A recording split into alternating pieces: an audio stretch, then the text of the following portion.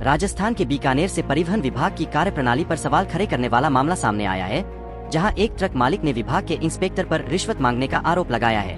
पीड़ित truck driver Manphool Bishnoi का कहना है कि उनके 22 चक्का ट्रक की फिटनेस सितंबर 2025 में बीकानेर आरटीओ कार्यालय से करवाई गई थी, जो वर्ष 2027 तक मान्य थी। लेकिन 31 जनवरी 2026 को सुजानगढ़ में परिवहन इंस्पेक्टर कन्हैयालाल यादव ने कथित रूप से रिश्वत की मांग की और पैसे नहीं देने पर उनके ट्रक की फिटनेस निलंबित कर दी गई, जिसे 2 फरवरी 2026 तक प्रभावी कर दिया गया। मनफूल बिश्नोई का आरोप है कि इस कार्रवाई के बाद उनका ट्रक कई टोल नाकों से गुजरा, जहां लगातार पेनल्टी लगती रही और अब करीब 1 लाख रुपए तक के चालान बन चुके हैं। उनका कहना है कि उन्होंने ट्रक लोन लेकर खरीदा था, लेकिन अब ट्रक घर पर खड़ा है और वे तो उसे चला पा रहे हैं और नहीं उसकी किश्तें भर पा रहे हैं। वहीं all India truck welfare association भाईचारा के सुनील धारनिया ने भी इस कार्रवाई पर सवाल उठाते हुए कहा कि ट्रक पर कई ऐसी धाराएं लगाई गई है जो अवैध है और सिर्फ रिश्वत नहीं देने की वजह से विभाग ने यह कार्रवाई की है। संगठन ने चेतावनी दी है कि यदि 7 दिनों के भीतर ट्रक के चालान वापस नहीं लिए गए और न्याय नहीं मिला तो ट्रक यूनियन सड़कों पर उतरकर आंदोलन करेगी। इस मामले में यातायात सलाहकार एडवोकेट हनुमान शर्मा ने भी कार्रवाई को गलत बताते हुए जांच की मांग की है। नाम है मेरो मनफूल है और लारे अभी 2 तारीख की बात है, सुजानगढ़ आरटीओ टोल पे मेरे को गाड़ी रोकाया।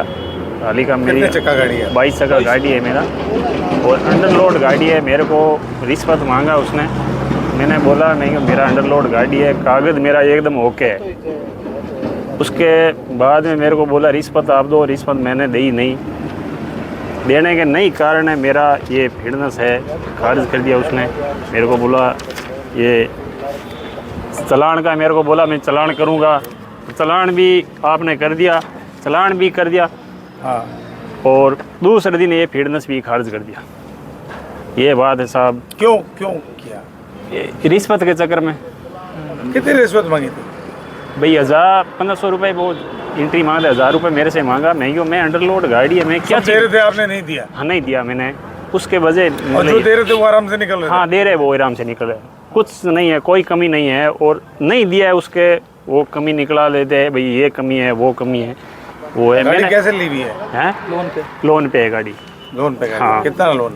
लोन 33 लाख का अभी चल रही है लोन और 10-15 दिन से खड़ा है। कैसे गुजारा कर रहे हो? कैसे करे? खड़े हैं साहब, कहाँ जाए बताओ?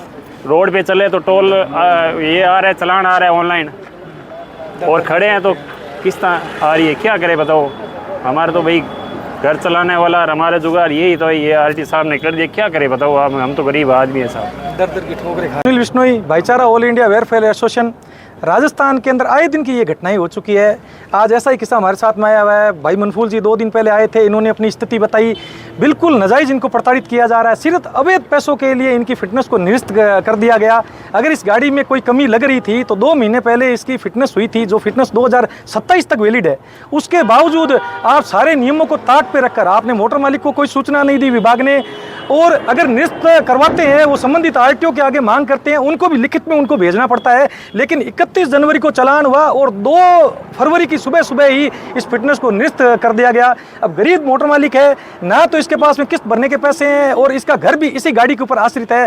प्रशासन पता नहीं अपनी कब ये स्थितियाँ सुधारेगा, आए दिन यही हाल है। चेतावनी 7 दिनों का प्रशासन को अल्टीमेटम है। अगर 7 दिनों के अंदर आप इस समस्या का समाधान नहीं करते हो तो हम इस एसोसिएशन के बैनर तले पूरे राजस्थान चक्का जाम करने का काम करेंगे।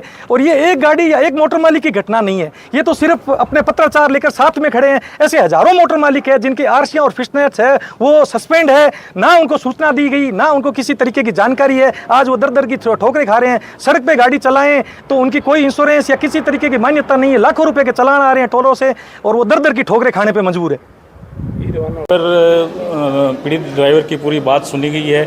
इसमें इन लापरवाही तो साफ दिख रही है परिवहन विभाग की, कि जब भौतिक सत्यापन के द्वारा फिटनेस प्रमाण पत्र जारी कर दिया गया तो फिर सुजानगढ़ डीटीओ को क्या अधिकार बनता है कि वो इस फिटनेस सस्पेंड करे? क्या उसने गाड़ी चेक नहीं करी?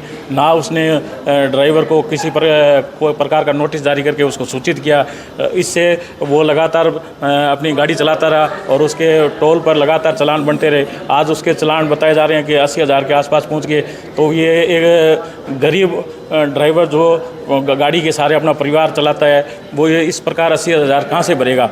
और परिवहन विभाग की लापरवाही भी ये है कि उसने ड्राइवर के ये लगातार चालान बढ़ने के बावजूद भी उसको बताया नहीं, और अभी भी उसको धमकी दी जा रही है कि तेरे आगे से आगे और चालान बनते जाएंगे। विभाग ने जब वो फिटनेस जारी किया तो लीगल तौर पे ही कोई नियमानुसार जारी करी होगी, भौतिक सत्यापन किया जाता है और सब प्रकार की जांच पड़ताल की जाती है, तभी फिटनेस जारी की होगी।